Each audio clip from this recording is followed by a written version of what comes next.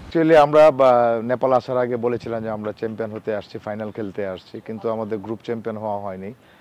আমরা গ্রুপের লাস্ট ম্যাচে নেপালের সঙ্গে একটা আমি বলবো ইনসিডেন্টে আমরা গোল খেয়ে গিয়েছি। আশা করি এটা প্লেয়াররা কাটিয়ে উঠতে পারবে এবং নেক্সট যেহেতু সেমিফাইনাল ইন্ডিয়ার সঙ্গে, ইন্ডিয়া বরাবরই শক্ত প্রতিপক্ষ হলো আমরা যা দেখেছি, এবং আমরা আমাদের প্লেয়ারদের যে মনোযোগ এবং তাদের লাস্ট ম্যাচের থেকে যে বেড়ে আসা বাউন্স ব্যাক করা, সেই মেন্টালিটি নিয়ে আমরা ইন্ডিয়ার সঙ্গে ম্যাচ শুরু করতে পারলে ইনশাল্লাহ আমরা ফাইনালে মুভ করতে পারবো।